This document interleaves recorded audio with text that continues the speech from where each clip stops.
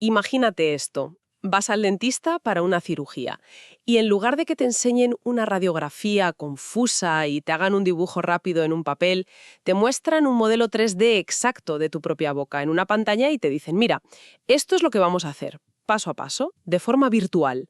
Bienvenidos a este nuevo análisis. Hoy vamos a meternos a fondo con una tecnología llamada Oral Viewer, que promete precisamente eso, acabar con el miedo a lo desconocido en la silla del dentista. Que es un miedo muy real, por cierto. Totalmente. La fuente que tenemos es un artículo de investigación de la Universidad de California, Los Ángeles y la de Pittsburgh. Y la idea que proponen es casi revolucionaria. Coger tu radiografía de toda la vida, la panorámica en 2D, y convertirla en una herramienta interactiva en 3D. Para que por fin entiendas de qué te están hablando. Exacto. Veremos si es puro marketing o si de verdad puede cambiar las reglas del juego. Empecemos por la raíz del problema, nunca mejor dicho. El miedo al dentista es real y está muy extendido. El artículo cita que hasta 1 de cada 4 adultos lo sufre. Y no es tanto por el dolor, sino por la ansiedad de no saber qué está pasando ahí dentro. Totalmente. A todos nos ha pasado. El dentista te enseña esa mancha gris en una radiografía y te dice, ¿ves esto? Y tú asientes con la cabeza como si entendieras algo, pero en realidad no tienes ni la más remota idea de lo que estás mirando. Es una comunicación totalmente asimétrica. Exacto. Y esa falta de entendimiento es lo que alimenta la ansiedad. El estudio lo llama la brecha de conocimiento. El profesional da por sentadas muchas cosas que para el paciente son, pues, un mundo. Y de ahí surgen los métodos de siempre. La explicación verbal, el dibujito. Bueno, yo ahí tengo mi primera duda. A ver, esos métodos son rápidos, universales y no cuestan nada. Un dentista con buena capacidad de comunicación puede ser muy efectivo con un lápiz y un papel en 30 segundos. Ya, pero... ¿De verdad necesitamos una solución tecnológica tan compleja, con inteligencia artificial y demás, para algo que en teoría se resuelve hablando? ¿No estamos añadiendo una capa de complejidad y de coste a una consulta que ya va siempre con el tiempo justísimo? Es la objeción lógica, sí, pero el artículo la rebate con un argumento potente. Dicen que ya se ha demostrado que la visualización 3D mejora la comunicación en cirugías mucho más complejas, como las cardíacas o las pancreáticas. Ah, bueno, en esos campos sí. Claro, si un paciente puede ver un modelo de su propio corazón antes de una operación, ¿por qué no va a poder ver un modelo de su muela? La lógica es que la odontología se ha quedado un poco atrás en esto, y una imagen 3D interactiva vale más que 1000 palabras. De acuerdo, acepto la premisa. Si funciona en otros campos, podría funcionar aquí. Pero entonces llegamos al cómo. Porque aquí es donde la cosa se pone interesante de verdad. Aquí es donde la cosa se pone fascinante. La propuesta de Oral Viewer es, como decíamos, coger una radiografía panorámica en 2D, la imagen más común y barata en odontología, La que nos hacen a casi todos. esa misma, y usarla como la única materia prima para construir un modelo 3D interactivo y específico para cada paciente. Un momento. Eso suena casi a magia. Pasar de una imagen plana, que al final es una sombra, a un objeto tridimensional con volumen, con profundidad. Eso es el trabajo de una tomografía computarizada, de un TAC dental. Exacto, un CBCT. ¿Y eso implica más radiación? ¿Es más caro? Y como dice el propio estudio, no se justifica para todas las cirugías. Así que la pregunta es inevitable. ¿Dónde está el truco? ¿Cómo consiguen un resultado de TAC partiendo de una simple radiografía? Pues el truco, según el estudio, está en que no intenta hacerlo todo de golpe. No es magia, es inteligencia artificial aplicada con mucha astucia. El primer paso es que la IA no mira la boca entera, se centra solo en lo que la radiografía muestra con claridad, los dientes. Ah, vale, eso ya es una pista importante. O sea que ignora el hueso y la encía al principio. Eso es. Tiene sentido porque en una panorámica apenas se definen. ¿Y luego qué? Una vez que ha aislado los dientes, ¿cómo pasa de esa sombra plana a un diente con volumen? Ahí es donde entra el Deep Learning. Han entrenado una red neuronal con un montón de pares de datos, radiografías 2D y sus correspondientes tags en 3D. La red aprende a predecir la forma tridimensional a partir de la apariencia bidimensional. Vale. Y lo hace con un enfoque de divide y vencerás. En lugar de intentar adivinar toda la dentadura, primero un sistema localiza cada diente y luego otro sistema reconstruye cada uno por separado. Es más fácil, ¿sabes? Entendido. Es un enfoque más robusto, sí. Pero entonces, si solo reconstruye los dientes, volvemos a la pregunta anterior. ¿De dónde salen las encías y el hueso de la mandíbula que se ven en el modelo final? No me digas que se los inventa. No se los inventa, pero aquí está el gran atajo de esta tecnología. A esos dientes 3D, que si son personalizados, se les añaden plantillas predefinidas de encías y mandíbula. Son modelos genéricos. Ahí está, plantillas predefinidas. O sea que el hueso y la encía que ve el paciente no son realmente los suyos. No exactamente, ¿no? Eso es un atajo muy significativo. En muchas cirugías, como una extracción de muela del juicio o un implante, la relación del diente con el hueso es absolutamente crucial. Si le estás mostrando al paciente una simulación en un hueso que no es el suyo, ¿hasta qué punto es eso informativo y no potencialmente engañoso? Es una objeción totalmente válida y el propio estudio lo reconoce implícitamente. Su argumento es que esa información, la forma exacta del hueso, simplemente no está en la radiografía 2D, así que no se puede extraer. Claro. Es un equilibrio. Se sacrifica algo de precisión en los tejidos de alrededor a cambio de la accesibilidad de no necesitar un TAC.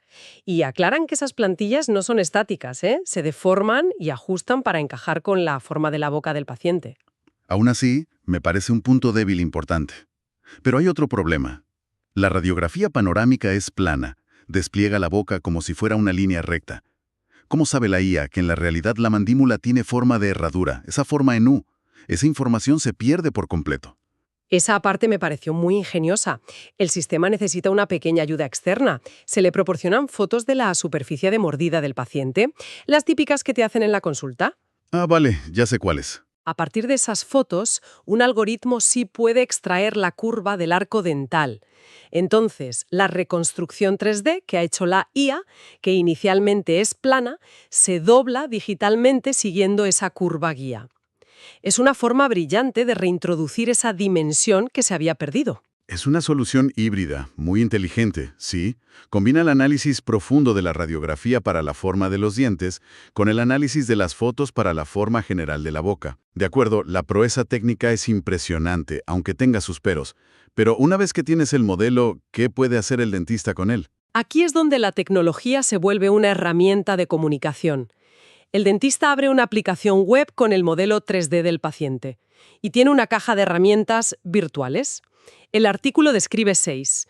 Un bisturí, una fresa para el hueso, la pieza de mano, que es el taladro que todos conocemos. El sonido que nos aterroriza a todos. Ese mismo.